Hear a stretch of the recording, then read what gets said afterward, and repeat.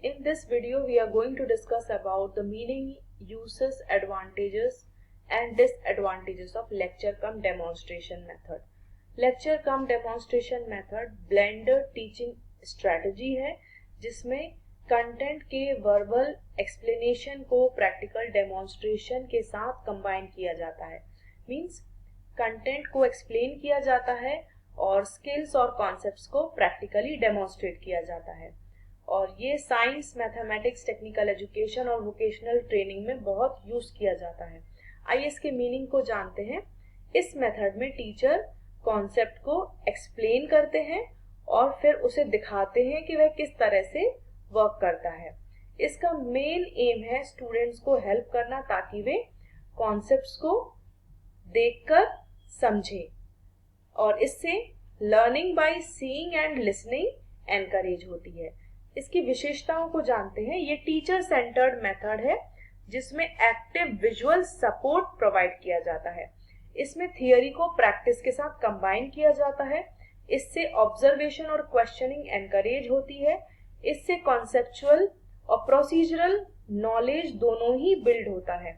आइए इसके यूजेस को जानते हैं. साइंस में हम केमिकल रिएक्शंस को, फिजिकल एक्सपेरिमेंट्स को दिखा सकते हैं. मैथ्स में ज्योमेट्रिक कंस्ट्रक्शंस को डेमोन्स्ट्रेट कर सकते हैं. कॉमर्स में बिलिंग और अकाउंटिंग एंट्रीज को डेमोन्स्ट्रेट कर सकते हैं. होम साइंस या वोकेशनल सब्जेक्ट्स में कुकिंग, स्टिचिंग, रिपेयरिंग इक्विपमेंट्स में हम इसका यूज कर सकते हैं.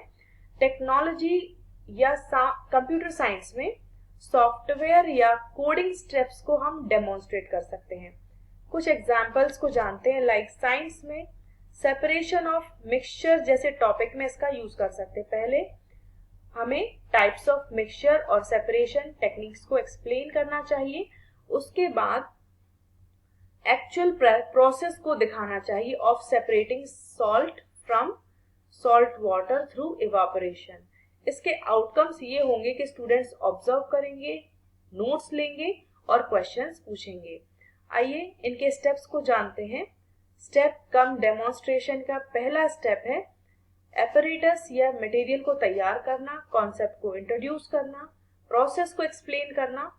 उसके बाद स्टेप बाय स्टेप डेमोन्स्ट्रेशन देना, क्वेश्चन आंसर्स के थ्रू डाउट्स को क्लियर करना और स्टूडेंट्स को प्रैक्टिस देना. ये ऑप्शनल है.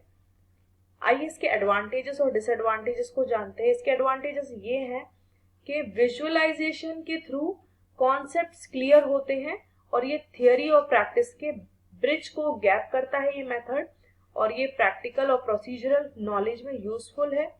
इससे कंटेंट डिलीवरी में टाइम बचता है और ये स्टूडेंट्स के इंटरेस्ट और ऑब्जर्वेशन को एनकरेज करता है. इसके डिसएडवांटेजेस ये हैं कि टीचर डोमिनेटेड मेथड है, स्टूडेंट्स का पार्टिसिपेशन लिमिटेड रहता है, पैसिव लर्निंग एनकरेज होती है यदि इसमें स्टूडेंट्स की एक्टिविटी नहीं करवाई जाती, एंड इट में रिक्वायर स्पेशल टूल्स और इक्विपमेंट्स. इसके लिए स्पेशल टूल्स और इक्विपमेंट्स की जरूरत होती है डेमोन्स्ट्रेशन के लिए, और ये एब्स्ट्रैक्ट और हाईली थियोरेटिकल टॉपिक्स के लिए सूटेबल नहीं है, और ये इंडिविजुअल लर्निंग पेस को एड्रेस नहीं करेगा. अब जानते हैं role of a teacher.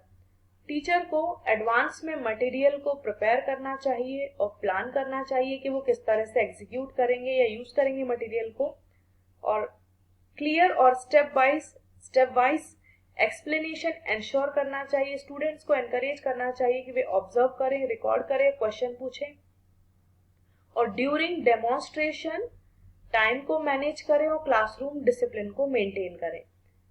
These are some of the topics in which we can use this method.